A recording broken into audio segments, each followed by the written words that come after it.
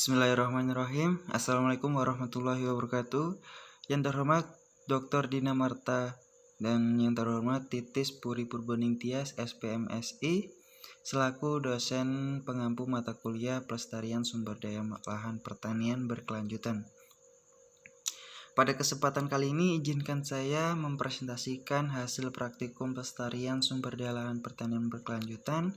Adapun beberapa yang ingin saya sampaikan yaitu mengenai evaluasi sumber daya lahan. Yang kedua adalah status daya dukung lahan, serta yang ketiga adalah pencemaran dan degradasi lahan. Sebelum dilanjut ke materi, izinkan saya memperkenalkan diri terlebih dahulu. Perkenalkan, nama saya Ferdi Febrianto, NIRM 0411700952 dari tingkat 4B, Program Studi Penyuluhan Pertanian Berkelanjutan dari instansi Politeknik Pembangunan Pertanian Bogor. Baiklah, lanjut saja kita ke materinya. Yang pertama adalah evaluasi lahan. Jadi evaluasi lahan ini adalah suatu proses penilaian keragaan atau kinerja ataupun performance lahan jika digunakan untuk tujuan tertentu. Dan tujuan tertentu ini meliputi apa saja ketika pelaksanaan. Nah, di sini ada pelaksanaan dan interpretasi survei dan bentuk studi lahan, tanah, vegetasi, iklim, dan aspek lahan lainnya, agar dapat mengidentifikasi dan membuat perbandingan sebagai penggunaan lahan yang mungkin dikembangkan. Ini menurut FAO tahun 1976. Saya ulang kembali, jadi evaluasi lahan itu adalah kegiatan proses penilaian keragaan atau kinerja suatu lahan. Jadi misal contoh nih, ketika kita menanam padi, maka kita adakan evaluasi sebuah lahan tersebut sebagai peruntukan komoditas padi. Jadi intinya ini adalah evaluasi lahan itu menilai kelayakan dari lahan yang akan dieksekusi, di mana di lahan tersebut akan digunakan untuk kepentingan apa. Kalau misal digunakan untuk kepentingan usaha agribisnis pajale atau padi jagung kedelai ya, maka diperuntukannya untuk ketentuan-ketentuan agribisnis pajale, bukan yang lain. Kalau misalnya untuk kepentingan usaha pariwisata gitu, ya diperuntukannya untuk ketentuan-ketentuan pariwisata. Baiklah, lanjut saja kita ke slide selanjutnya, yaitu pendahuluan, di mana di pendahuluan ini terdapat latar belakang. Jadi kenapa saya mengambil evaluasi sumber daya lahan, status daya dukung lahan, serta pencemaran dan degradasi lahan.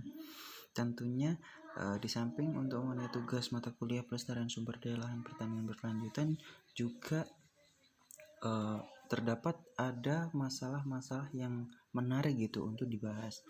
Nah, yang pertama adalah di latar belakang ini berdasarkan data BPS Kabupaten Cirebon. Kabupaten Cirebon ini didominasi oleh jenis tanah aluvial ya, dengan luasan lahan 52.224 hektar atau dipresentasikan dengan persentase 52,76%. Dan berikutnya ada tujuan praktikum, di mana tujuan praktikum di sini untuk menentukan kelas kesesuaian lahan dan kemampuan lahan. Setelah itu untuk menentukan tingginya konservasi lahan hutan menjadi lahan pertanian dengan memperhatikan asas kesesuaian lahan. Waktu dan tempat praktikumnya sendiri kita melaksanakan di Desa Sitiwinangun, Kecamatan Palimanan, Kabupaten Cirebon, Provinsi Jawa Barat. Nah, setelah itu lanjut kita ke kriteria hasil kesesuaian lahan, yang mana adapun kriteria sesuai lahan yang akan digunakan yaitu disesuaikan oleh calon pengguna lahan. Terdapat dua kriteria hasil kesesuaian lahan atau dua tingkatan. Yang pertama adalah S, yaitu sesuai, dan N adalah tidak sesuai. Yang pertama ada S1, yang mana S1 ini adalah sangat sesuai. Jadi lahan dapat digunakan secara berkesinambungan untuk tujuan tertentu. Yang kedua adalah S2, yaitu cukup sesuai. Jadi lahan tersebut mempunyai pembatas yang lumayan serius untuk dipertahankan dengan tingkat pengelolaan tertentu. Lanjut yang S3 atau sesuai marginal. Jadi lahan tersebut memiliki pembatas yang serius untuk dipertahankan dengan tingkat pengelolaan tertentu. Lanjut kita ke N1. Nah, N1 di sini tidak sesuai untuk lahan yang digunakan saat ini. Jadi lahan tersebut itu mempunyai pembatas yang lebih serius, tapi suatu saat masih memungkinkan gitu untuk dapat diatasi. Nah, tadi sudah ada S1, S2, S3, N1. Nah, yang terakhir ini ada N2, yang mana N2 ini tidak sesuai permanen. Jadi lahan itu mempunyai pembatas permanen sehingga tidak dapat digunakan secara berkelanjutan. Selanjutnya yaitu evaluasi kualitatif, di mana evaluasi kualitatif itu mengawali evaluasi secara kuantitatif. Jadi kita paham terlebih dahulu gambaran secara garis besarnya, baru kita lakukan secara kuantitatif itu. Nah, untuk klasifikasi kemampuan lahan itu ada beberapa tahapan. Yang pertama kelas, selanjutnya kedua adalah subkelas, dan yang ketiga adalah satuan kemampuan lahan. Nah, untuk klasifikasi kemampuan lahan di kelas ini itu berdasarkan intensitas penghambat. Dan untuk tahapan subkelas ini berdasarkan jenis faktor penghambat atau ancaman, sedangkan satuan kemampuan berdasarkan keragaman dan persyaratan yang sama terhadap sistem pengelolaan yang sama juga. Oke, selanjutnya kita ke hasil praktikum 1 untuk penilaian kesesuaian lahan pertanaman padi di tingkat tinjauan pengolahan tingkat sedang. Bisa dilihat dari hasil tabel tersebut dapat diketahui bahwa untuk karakteristik lahan dan kelas kesesuaian lahan aktual tersebut ialah pada kelas S2 atau cukup sesuai, di mana dengan nilai data yaitu pada tekstur tanah pada lahan tersebut termasuk dalam kelas kesesuaian lahan aktual atau S2, yaitu dengan karakteristik seperti pasir, berlempung, dan lihat, di mana karakteristik tanah tersebut sudah sering digunakan untuk kegiatan pertanian. Lalu pada kedalaman perakaran dengan kedalaman sekitar lebih dari 50 cm dengan kelas kesesuaian lahan aktual S1 atau sangat sesuai.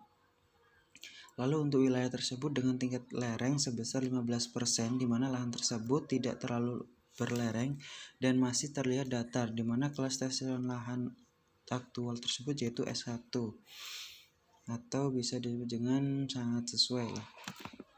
Sehingga dengan hasil tersebut dapat dikatakan lahan tersebut cocok digunakan dan sesuai untuk penggunaan lahan dengan karakteristik tanah yang lempung, berdebu, dan perakarannya 75 cm untuk penggunaan lahan untuk pertanian yang optimal dalam kegiatan pertanian. Dengan masukannya kelas S1 pada lahan tersebut, maka lahan tidak mempunyai faktor pembatas yang berarti atau nyata terhadap penggunaan secara berkelanjutan, atau faktor pembatas yang bersifat minor dan tidak akan mereduksi produktivitas lahan secara nyata. Baiklah, kita beralih ke materi selanjutnya, yaitu status daya dukung lahan, yang mana di pendahuluan terdapat latar belakang yang melatar belakangi status daya dukung lahan ini adalah daya dukung lahan ini merupakan suatu kemampuan lingkungan untuk mendukung kehidupan, itu menurut Sumarwoto tahun 1983. Setelah itu, untuk daya dukung lingkungan ini adalah batas teratas dari pertumbuhan suatu populasi saat jumlah populasi tidak dapat didukung lagi oleh sarana, sumber daya, dan lingkungan yang ada. Itu menurut Sourjani tahun 1987. Untuk mengetahui cara menghitung kebutuhan lahan untuk hidup layak, menghitung cara kebutuhan demand lahan, mengetahui cara menentukan status daya dukung lahan, dan untuk waktu dan tempatnya sendiri itu di Desa Sitiwinangun, Kecamatan Palimanan, Kabupaten Cirebon, Provinsi Jawa Barat. Kemudian untuk menentukan status daya dukung lahan ini diperlukan beberapa analisis perhitungan. Yang pertama itu adalah produksi total dari kecamatan tersebut, yang kedua adalah kebutuhan untuk hidup layak, yang ketiga kebutuhan lahan, yang keempat baru di sini kita dapat menentukan status daya dukung lahan. Untuk menentukan nilai produksi total di sini, saya mendapatkan data dari database Kecamatan Palimanan tahun 2021. Adapun komoditas yang diusahakan di Palimanan ini ada komoditas tanaman pangan, dan yang kedua ini ada tanaman palawija, sayuran, buah-buahan, dan ternak.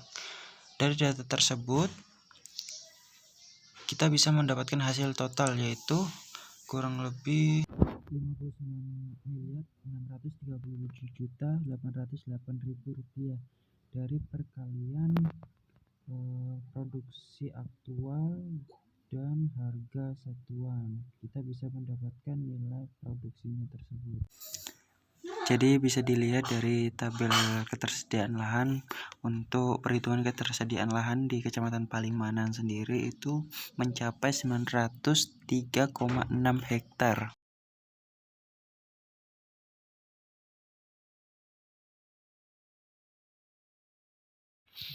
Selanjutnya, kebutuhan lahan untuk hidup layak di Palimanan memiliki jumlah penduduk 69.375 jiwa. Jadi jika diasumsikan satu penduduk mengonsumsi 1 ton atau 1000 kg beras per kapita per tahun, itu dengan menggunakan rumus KHLL, yaitu kebutuhan hidup layak per penduduk dibagi produktivitas beras lokal. Ya, jadi untuk kebutuhan hidup layak per penduduknya itu 1000 per 2549 untuk produktivitas beras lokal, sehingga didapatkan hasil yaitu 0,392 hektar. Selanjutnya, untuk Kecamatan Palimanan memiliki penduduk sebanyak 69.376 jiwa dengan kebutuhan lahan hidup layak yaitu sebesar 0,392 hektar. Maka perhitungan kebutuhan lahan itu mencapai 27.195 hektar.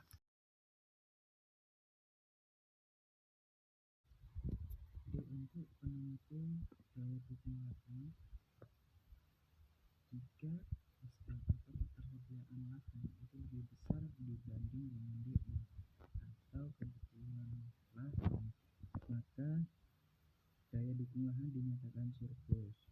Akan tetapi jika bila SL atau ketersediaan lahan itu lebih kecil dibanding dengan kebutuhan lahan, maka daya dukung lahan dinyatakan defisit atau terlampaui.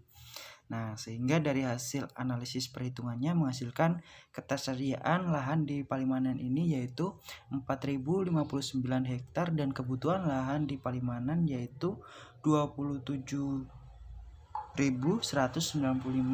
hektar. Maka status daya dukung lahan di Palimanan dinyatakan defisit karena ketersediaan lahan lebih sedikit dibanding kebutuhan lahan.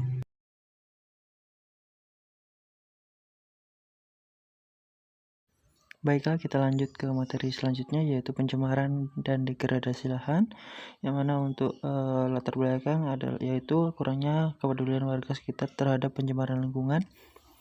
Setelah itu untuk penggunaan ketergantungan petani akan pupuk kimia semakin besar dengan tujuan yaitu untuk mengetahui tingkat pencemaran dan degradasi lahan petani di Kecamatan Palimanan, Kabupaten Cirebon, Provinsi Jawa Barat. Kegiatan praktik ini dilakukan dengan observasi langsung ke lokasi yang dinilai sebagai tempat yang telah tercemar dan terdegradasi. Waktu dan tempat limbah rumah tangga atau sampah yang dihasilkan oleh aktivitas masyarakat, terutama yang dimiliki bahan dasar plastik, itu merupakan limbah dapur yang sulit terurai.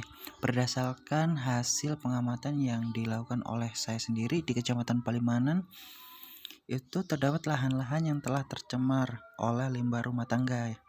Limbah rumah tangga yang dibuang oleh masyarakat ini di tempat yang bukan tempatnya secara langsung, melainkan menimbulkan dampak yang besar bagi pertanian. Bisa dilihat di tampilan layar slide ini, yang mana limbah dapur rumah tangga ini dibuang oleh masyarakat di tempat yang bukan tempatnya secara langsung. Jadi limbah rumah tangga ini terbawa oleh air dan mengaliri ke saluran irigasi yang berfungsi mengairi areal persawahan, dan air tersebut telah terkontaminasi oleh kandungan berbahaya yang dapat pada limbah tersebut, sehingga memberikan dampak bagi pertumbuhan tanaman dan kualitas tanah di areal tersebut. Setelah saya observasi ke lokasi, jadi untuk solusi yang bisa kita berikan itu adalah perlu adanya kesadaran dari diri masyarakat untuk selalu membuang sampah pada tempatnya. Dan di tempat tersebutlah kita harus ada yang namanya sosialisasi oleh pemangku kebijakan untuk melakukan sosialisasi bahaya membuang limbah rumah tangga bagi lingkungan. Selain pencemaran rumah tangga, ada juga pencemaran penggunaan pupuk pestisida atau pupuk kimia yang berlebihan.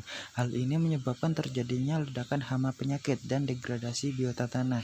Nah, penggunaan pupuk kimia ini yang berkonsentrasi tinggi dan dengan dosis yang tinggi dalam kurun waktu yang panjang menyebabkan terjadinya kemerosotan kesuburan tanah karena terjadi ketimpangan hara atau kekurangan hara dan semakin merosotnya kandungan bahan organik tanah. Dan mungkin untuk memecahkan suatu permasalahan ini kita bisa memberikan solusi, yaitu untuk diadakannya penyuluhan terkait tentang penggunaan pupuk organik dan pestisida nabati pada tanaman serta edukasi terkait pencemaran pada tanah untuk menanggulangi pencemaran tanah yang mengakibatkan unsur hara pada tanah menjadi sedikit. Mungkin itu saja yang bisa saya sampaikan, kurang lebihnya mohon maaf. Wassalamualaikum warahmatullahi wabarakatuh.